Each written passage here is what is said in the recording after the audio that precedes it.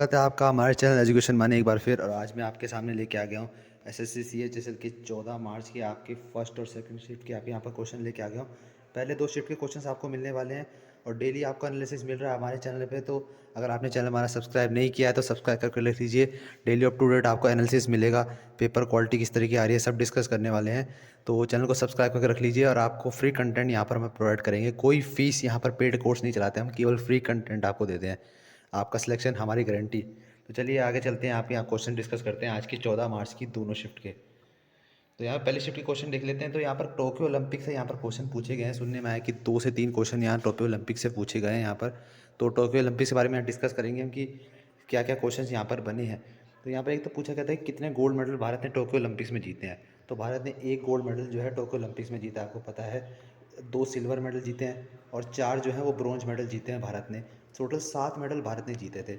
अब यहाँ पर ये पूछा गया था एक और क्वेश्चन कि भाई टोक्यो ओलंपिक से कि भैया मुक्केबाजी में भारत को किसने यहाँ पर ओलंपिक में मेडल जिताया था। तो आपको पता है मुक्केबाजी में भारत को लोवलीना बोरगोहेन ने जिताया था ब्रॉन्ज मेडल, लोवलीना बोरगोहेन ने।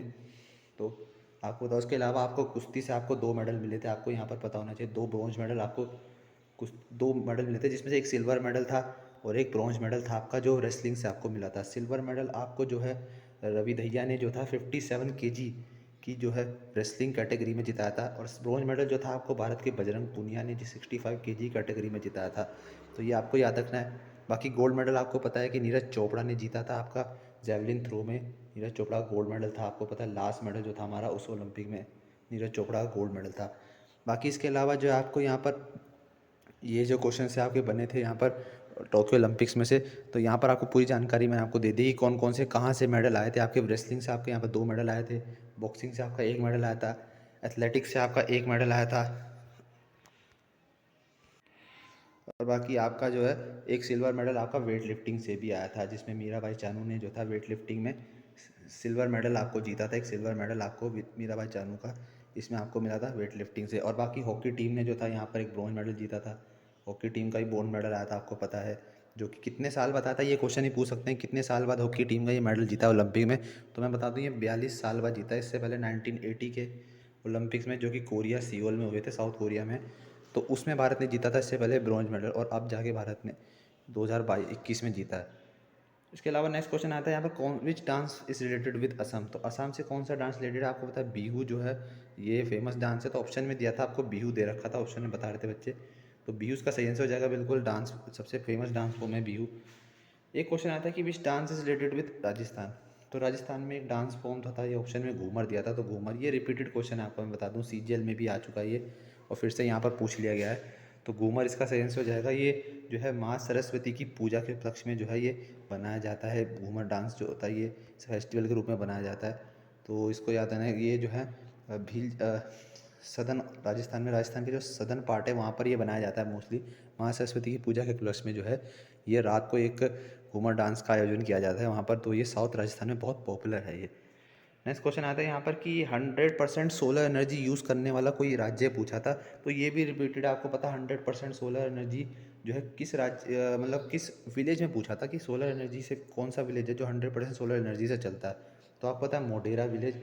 यहाँ पर मैं इसकी स्पेलिंग सही लिख देता हूँ, मोढेरा की MODHERA ये स्पेलिंग है इसकी मोढेरा की। तो मोढेरा विलेज जो था जिसका उद्घाटन भी जो है पीएम मोदी ने किया था इसका, सौर ऊर्जा का यहाँ पर। तो ये गुजरात में रिलेटेड मोढेरा विलेज। ये पहला और इकलौता ऐसा राज्य है जो 100% सोलर पैनल पे चलता है। यहाँ पर सोलर ऊर्जा से राज्य पूरा ये गांव माफ कीजिए गांव चलता है। और यहाँ पर एक पूछा था कि तलवारबाजी में किसने टोक्यो ओलंपिक में भारत को लीड किया था इस बार। एकलौती प्लेयर थी यहाँ पर फीमेल प्लेयर भवानी देवी, जो 8 बार की नेशनल चैंपियन भी रह चुकी है भारत की तरफ से। और ये पहली एथलीट बन गई है इंडियन ओलंपिक हिस्ट्री की जिन्होंने पहली बार तलवारबाजी में, फेंसिंग जिसे आप कहते हैं, फेंसिंग स्पोर्ट होता है, तो फेंसिंग में जो इन्होंने पार्ट लिया था भारत के लिए। और ये राउंड ऑफ 16 तक पहुंची थी, उसके बाद एलिमिनेट हो गई थी। नेक्स्ट क्वेश्चन यहाँ पर आता है कौन सा गेम एग्जिस्ट नहीं होता टोक्यो ओलंपिक्स में था। तो ऑप्शन में क्रिकेट दिया था, आपको बच्चे बता रहे थे। तो क्रिकेट इसका आंसर हो जाएगा। यहाँ पर एक ऑप्शन में क्रिकेट दे रखा था, बाकी कुछ वेट लिफ्टिंग और उसके अलावा आपका वॉलीबॉल दे रखा था, वाटर वॉलीबॉल दे रखा था। तो कुछ ऐसे ऑप्शन में दे रखे थे, तो क्रिकेट उसमें एक ऑप्शन था। एक क्वेश्चन पूछा था कि मजूली द्वीप जो है ये मजूली द्वीप, मजूली आइसलैंड जो है ये कहाँ पर लोकेटेड है। तो ये असम में जो है ब्रह्मपुत्र नदी पर ये लोकेटेड है मजूली आइसलैंड, जो कि सबसे बड़ा भी है, जो वर्ल्ड का सबसे बड़ा जो है वाटर आइसलैंड भी है ये। मजूली आइसलैंड। नेक्स्ट क्वेश्चन यहाँ पूछा था कि बेस्ट टूरिज्म अवार्ड 2022 का बेस्ट टूरिज्म अवार्ड किसे मिला था। तो ये उत्तराखंड को बेस्ट टूरिज्म अवार्ड मिला है इस बार 2022 का। ये बेस्ट टूरिस्ट प्लेस ये और हाईएस्ट टूरिस्ट विजिटिंग प्लेस भी रही है 2022 की। नेक्स्ट क्वेश्चन यहाँ पूछा था कि भाई भारत में विधि का नियम जो है वो किस में लागू किया था।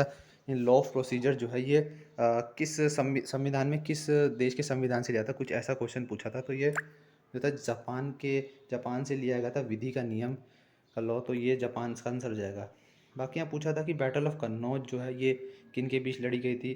तो ये तो थी शेरशाह सूरी और हुमायूं के बीच लड़ी गई थी 1540 में बैटल ऑफ कन्नौज, जिसमें शेरशाह जो थे विजयी भी हुए थे। इसके अलावा यहाँ पर इलास्टिसिटी ऑफ डिमांड के ऊपर पूछा था कि इलास्टिसिटी ऑफ डिमांड जो है ये नेगेटिवली मतलब इन्वर्सली प्रोपोर्शनल किसके होता है। तो ये जो है लॉ ऑफ डिमांड क्या होता है। लॉ ऑफ डिमांड कहता है कि भाई जिसकी प्राइस जो है जितनी हाई होगी तो उतना ज़्यादा जो है उसकी डिमांड वैल्यू जो होगी वो उतनी लो जाएगी, और जितनी ज़्यादा प्राइस वैल्यू लो होगी उतनी ज़्यादा डिमांड वैल्यू इसकी हाई जाएगी। तो ये कुछ लॉ ऑफ डिमांड का नियम कहता है। तो इसके इन्वर्सली प्रोपोर्शनल हो जाता है इलास्टिसिटी ऑफ डिमांड की। इसके अलावा यहाँ पर एक पूछा गया था कि फंडामेंटल ड्यूटीज़ जो है हमारे संविधान के किस भाग में दी गई। तो ये पार्ट 4 में दिया गया आपके। अगर फंडामेंटल राइट्स पूछा है तो पार्ट 3 हो जाएगा इसका। बाकी फंडामेंटल ड्यूटी जो है पार्ट 4A में दिया गया है, और ये आर्टिकल 51A में जो है 10 फंडामेंटल ड्यूटीज़ जो थी वो आर्टिकल 51A में आपके मेंशन की गई है। और ये इसके बारे में या फिर ये भी पूछ सकते हैं कि भाई फंडामेंटल ड्यूटीज़ जो थी वो किस कॉन्स्टिट्यूशनल अमेंडमेंट के थ्रू जोड़ी गई थी। तो ये 42nd कॉन्स्टिट्यूशनल अमेंडमेंट था जो 1976 में ये 10 फंडामेंटल ड्यूटीज़ जो थी हमारे संविधान में जोड़ी गई थी। बाकी इसके अलावा यहाँ पर जो है यहाँ पर कुक्का आंदोलन पूछा था। कुक्का आंदोलन के को किसने नेतृत्व किया था। तो भगत जवाहर माल ने जो था इसका नेतृत्व किया था कुक्का आंदोलन का, जो कि मध्य प्रदेश में हुआ था। लॉ ऑफ इनर्शिया के ऊपर पूछा था कि लॉ ऑफ इनर्शिया क्या कहता है। तो लॉ ऑफ इनर्शिया बहुत सिंपल बेसिक क्वेश्चन है आपका ये एनसीईआरटी फिजिक्स का, कि भाई कोई चीज़ अगर रेस्ट पे है तो रेस्ट पे ही रहेगी अनलेस कि कोई फोर्स जो है उसको मोशन में लाने के लिए अप्लाई किया जाए, या फिर अगर कोई चीज़ मोशन में है तो वो मोशन में ही रहेगी अनलेस कोई एक्सटर्नल फोर्स जो है उसको रेस्ट में लाने के लिए अप्लाई किया जाए। तो यही लॉ ऑफ इनर्शिया कहता है आपका सिंपल सा। तो स्टेटमेंट आपको दिया होगा जो लोग इंग्लिश में है तो इस तरह के स्टेटमेंट को आप जो है वहाँ पर जो भी दिया होगा कि if a body remains at rest it will be remain at rest unless any external force applied on it, or if a body remains in motion it will remain in motion unless any external force applied on it to regain at rest। तो इस तरह का statement आपको दिया होगा तो वो उसका आंसर हो जाएगा। बाकी next question Newton first law पूछा था जिसे लॉ ऑफ इनर्शिया भी आप कहते हैं सिंपल सा। ये या तो ये सेम क्वेश्चन एक बना था या फिर लॉ ऑफ इनर्शिया पूछा था, मैंने आपको पूरा बता दिया डिटेल में। बाकी नेक्स्ट पूछा था कि ये MS365 जो विंडो है इसमें न्यू डॉक्यूमेंट खोलने के लिए कौन सी शॉर्टकट की होती है। आपको पता है MS वर्ड में जब आपको CTRL+N का यूज़ होता है न्यू, अगर आपको न्यू फाइल खोलनी हो। एक बुक पूछी थी कि सेवन सिंस ऑफ बीइंग कुछ 7 सिंस जो था, ये बुक का नाम पूछा था 7 सिंस। तो ये बुक पूछी थी, तो ये लिखा है ताहिरा खुराना ने लिखी है ये book 7 since of a mother, कुछ ऐसा पूछा था कि ये कुछ ऐसा सा जो कि मुझे बताया था कि 7 सिंस ऑफ मदर ये बुक का नाम पूछा था। तो ये बताना था कि ये किसने लिखी है। तो ये ताहिरा खुराना ने लिखी है ये। बाकी पूछा था ईस्टर्न घाट्स जो है ये पर्वत श्रृंखला ये कहाँ से कहाँ तक फैली हुई है। तो ये कुछ ऐसा पूछा था, या फिर इसमें ऐसा बता रहे थे कि ये ऑप्शन में 4 में से एक था कि ये पूछा था कि इनमें से किस राज्य में से नहीं गुजरती ईस्टर्न घाट। तो ईस्टर्न घाट जो है मोस्टली जो है उड़ीसा के, यहाँ उड़ीसा से लेके आपके ये आंध्र प्रदेश के सदर्न रीजन पे, और ये फिर उसके बाद आपके कर्नाटक के जो है ईस्टर्न पार्ट में जो है ये से गुजरते हुए फिर ये तमिलनाडु के सदर्न पार्ट तक जाती है। तो इन 4 राज्यों में जो है निकलते हुए जाती है ये ईस्टर्न घाट्स की पहाड़ियाँ।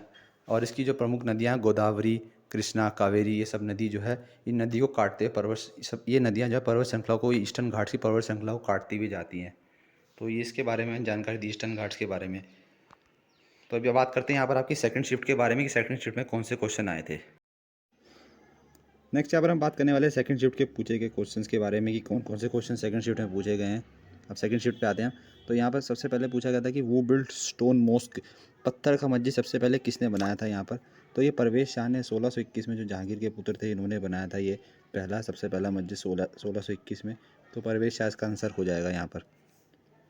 नेक्स्ट क्वेश्चन यहाँ पूछा गया था कि भाई सुरेश एन पटेल ये किस चीज़ के अध्यक्ष हैं? तो ये किस पदवी में, किस विभाग के अध्यक्ष हैं? तो ये सेंट्रल विजिलेंस कमीशन, केंद्रीय सतर्कता आयुक्त के जो हैं ये अध्यक्ष हैं। सेंट्रल विजिलेंस कमिश्नर है ये, जिसकी नियुक्ति जो आपको पता है राष्ट्रपति करता है सेंट्रल विजिलेंस कमिश्नर की। तो ये जो है अभी के जो वर्तमान में सेंट्रल विजिलेंस कमिश्नर है। नेक्स्ट क्वेश्चन पूछा गया था, गोदावरी की ट्रिब्यूटरी पूछी गई थी। तो यहाँ पर ऑप्शंस में जो बता रहे थे कि कुछ यहाँ पर बता रहे थे कि पेन गंगा जो है ऑप्शंस में आपका दिया था, पेन गंगा, वेन गंगा। तो इनमें से कुछ ऑप्शन में दिया था। तो पेन गंगा, वेन गंगा दोनों ही जो है गोदावरी की ट्रिब्यूटरी होती हैं। तो जो भी इसका ऑप्शन अगर आपको दिया होगा वो इसका आंसर हो जाएगा यहाँ पर। तो चार में से कोई एक पूछा था, इस तरह से कुछ पूछा था। एक पूछा था कि कैलाश सत्यार्थी को नोबेल प्राइज़ जो था किस फील्ड में मिला था। तो इन्होंने नोबेल पीस प्राइज़ जो था इन्हें मिला था। यहाँ पर कैलाश सत्यार्थी को नोबेल पीस प्राइज़ मिला था। ये 2014 में इनको मिला था नोबेल पीस प्राइज़। इससे पहले जो था 2014 में इन्हें जो था नोबेल पीस पुरस्कार मिला था, कैलाश सत्यार्थी को शांति पुरस्कार जो मिला था। नेक्स्ट क्वेश्चन यहाँ पर पूछा गया था कि भाई किस आर्टिकल से जो है राज्यसभा रिलेटेड है। तो आर्टिकल 80 जो है राज्यसभा की गठन की बात करता है। राज्यसभा को जो है आर्टिकल 80 बताता है कि ये अपर हाउस जो है पार्लियामेंट का होने वाला है, ऊपरी सदन पार्लियामेंट का। और राज्यसभा की और फीचर्स क्या है, इनका कार्यकाल 6 साल का होता है, जिसमें से हर 2 साल में जो है आपके 1/3 मेंबर्स जो होते हैं रिटायर होते जाते हैं, बदले जाते हैं, रिप्लेस किए जाते हैं। और ये बता दें परमानेंट होती है राज्यसभा, ये कभी भंग नहीं की जा सकती। तो सस्पेंड कभी नहीं कर सकते राज्यसभा को लोकसभा की तरह। इस तरह से राज्यसभा में जो होता है ये अपर हाउस होता है, पार्लियामेंट होता है। तो फाइनल डिसीजन जो होता है पार्लियामेंट हाउस में राज्यसभा के ऊपर होता है। और इसके टोटल 245 जो है करंट मेंबर्स हैं, जिसमें से 233 जो है आपके इलेक्टेड मेंबर्स होते हैं जो कि वेरियस स्टेट से होते हैं इलेक्टेड, और 12 जो है नॉमिनेटेड होते हैं जो राष्ट्रपति द्वारा किए जाते हैं। नेक्स्ट क्वेश्चन आप पूछा था कि कौन से कि उन पानी को क्या कहते हैं जो कि स्टोन के अंडर पाए जाते हैं। स्टोन के अंडर पाए जाने वाले वाटर को कहते हैं लैंड वाटर। ये वाटर जो होते हैं ये ये जो होते हैं खारे पानी के इसमें सॉल्ट की क्वांटिटी और ज़्यादा होती है, और क्ले की मात्रा, क्ले और मिट्टी की जो मात्रा है इसमें सॉइल की मात्रा वो भी ज़्यादा पाई जाती है। तो लैंड वाटर इसका आंसर हो जाएगा यहाँ पर। विच सी नेम। नेक्स्ट क्वेश्चन आता है कि यहाँ पर कुछ पूछा था कि कौन सा जो टेरिटरी है हमारे देश में जिसका एक नदी के नाम से, इसका रिवर के नाम से इसका नाम पड़ा है। तो लक्षद्वीप। लक्षद्वीप उसका आंसर हो जाएगा। लक्षद्वीप ऐसी यूनियन टेरिटरी जिसका नाम नदी के ऊपर पड़ा गया है। लक्षद्वीप का मतलब होता है कि 1,00,000 द्वीप, 1,00,000 नदियों को कहते हैं लक्षद्वीप।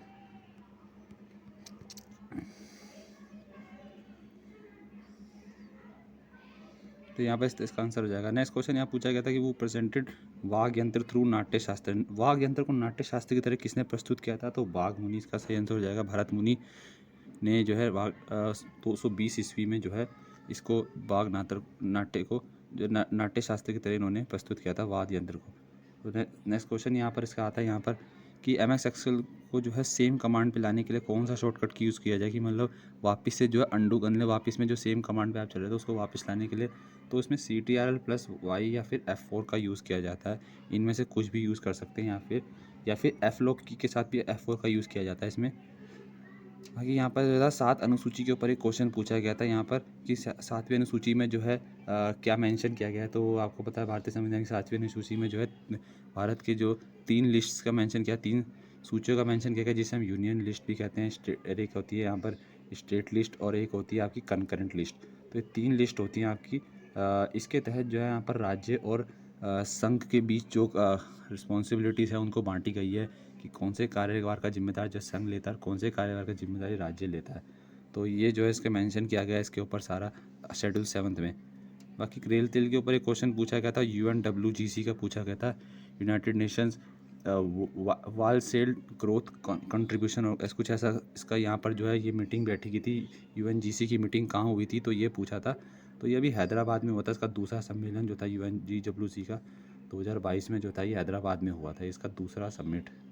तो ये कुछ ऐसे पूछा गया था यहाँ पर। बाकी प्रोकैरियोटिक सेल के ऊपर जो था इसका फंक्शन पूछा गया था, प्रोकैरियोटिक सेल क्या करता है, तो इसके ऊपर एक क्वेश्चन पूछा गया था इस तरह से। तो ये क्वेश्चन जो मुझे मिले हैं यहाँ पर पता चले हैं। तो ये आपके दोनों शिफ्ट का यहाँ पर रिव्यू मैंने कर दिया है। तो बाकी ये आने वाले जो शिफ्ट्स हैं 3rd और 4th, इसके ऊपर शाम को आपको वीडियो मिलेगी। तब तक के लिए चैनल सब्सक्राइब करके रख लीजिए। Thank you very much.